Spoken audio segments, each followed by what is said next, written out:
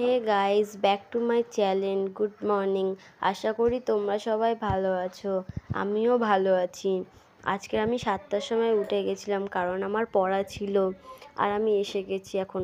আমি ভাবলাম হয়তো এখানে একটা ব্লগ করলেও চলে, বসে আছি তাহলে আমি তাই একটু ব্লগ করলাম। আজকে আমার প্রথম ব্লগ, আমি কোনো দিন ব্লগ করিনি। দেখো, আমার মা উঠে গেছে, কাজ করতে শুরু করে দিয়েছে। আমার মা কিছু না করুক, প্রথমে ঘুম থেকে উঠে আমার মা প্রথমে ঘর ঝাড় দিয়ে দেয়। কারণ দেখো, একটা লোক আসলে যখন ঘরটা দেখে তখন একটা খারাপ লাগে না? তাই জন্যেই মা ভেবে নেয় যে প্রথমে আগে ঘরটাই ঝাড় দেয়, তারপর বাকি সব যা কাজ হবে তারপরে কাজগুলো করে। এবার আমার বাপি আজকে অনেক দেরি করে উঠেছে, তাই আমার মা ভাবলো যে অনেক কাজ করবে, কিন্তু মায়ের আজকে খুব শরীরটা খারাপ, তাই জন্যে আমাকেই সব কাজ করতে হচ্ছিলো। এবার আমি চান করে এসে আমি এবার পুজো দিচ্ছিলাম, আর আমার মা ব্লগ করছিল। লাস্টে আমি আমার মাকে বলেছি যে তুমি বিয়ে কাজ করছিলে, আমি ব্লগ করছিলাম, তখন ভিডিও করছিলাম। তখন আমার মা বলছে ও তাই বলে, এবার আমি যখন পুজো করছিলাম তখন আমার মাও ব্লগ করছিল। এই জন্য এবার আমি পুজো দিচ্ছিলাম, তখন আমার মা বলছে যে দাঁড়া বলে এবার আমাকে ভিডিও করছিল। আসলে আমার খুব হাসি পাচ্ছিল, মুখটা আমার তুলিনি, আমি পুজো দিচ্ছিলাম। মা বলছে যে ভালোভাবে দে, ঠাকুরের যেন কোনো না, পুজো তুই ভালোভাবে দিস না, মানে অনেক রকমের কথা। আমার মা আমাকে এই পুজোর জন্য অনেক রকমের কথা বলে। আমার মা বলছে যা গিয়ে ফুল তুলে আন। বলছি হ্যাঁ, তুলে আনছি বলে এই ফুল তুলতে চলে গেলাম।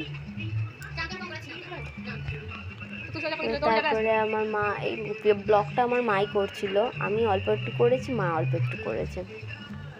এবার মা যে টিফিনগুলো বানিয়েছে চলো দেখাই। এখানে বানিয়েছে মা হচ্ছে আলুর তরকারি, নর্মাল একটা আলুর তরকারি, আর বানিয়েছিল যে রুটি। এই দেখো রুটি, ময়দার রুটি। আর এইবার সেই মানে বোতল ছিল, সেইগুলো একটু ঠিক করে দিল। এই দুয়ারের ভিতরে আমাদের যত সব মশলাপাতি যা আছে সব এখানে থাকে, এখানে সাজিয়ে। এটা আমার বাপি বানিয়ে দিয়েছে, নিজের হাতে বানিয়েছে। এইগুলো আমার এখানে কাঠ থাকে। তারপরে আমি এসে গেছিলাম। এবার মা এগুলো ঠিক করছিল, এবার আমি ওখানে ছাদ থেকে লাফছি। আর আমাদের এখানে খুব রোদ দিয়েছে। এবার আমি এসে গেছি। এবার আমি পুজো দেওয়ার জন্য দোপাটি ফুল তুলে এনেছিলাম। আমরা যেখানে ভাড়া থাকি সেই বাড়িওয়ালেরই গাছ এনেছিল, ছোট ছোট গাছ, সেখানে কটা ওই দোপাটি ফুল বলে, সেই ফুল এনেছিলাম। এবার আমি সেই ফুল দিচ্ছিলাম, মা বারণ করছিল যে ওই ফুল এনেছিস, যদি এক্ষুনি বাড়িওয়ালারা দেখে এক্ষুনি তোকে বকবে। এবার আমি ওই ফুলগুলো একটু কুচু করছিলাম। দেখো দোপাটি ফুল দেখাচ্ছিলাম আর কিছু। এবার ওইগুলো একটু ছোটো করে সেই যেরকম পাপড়ি নেয় না, সেগুলো নিয়ে এবার সব ঠাকুরের কাছে দিচ্ছিলাম। আমার একটা ছোট্ট বেশি না পাথরের একটা গোপাল আছে, সেই গোপালকে আমাদের বাড়ির সবাই ভালোবাসে, তার জন্মদিন করি, সবই করি। আমরা এরকম কিনিনি, প্রতিষ্ঠা করার মধ্যে সেই পিতলের গোপাল কিনিনি।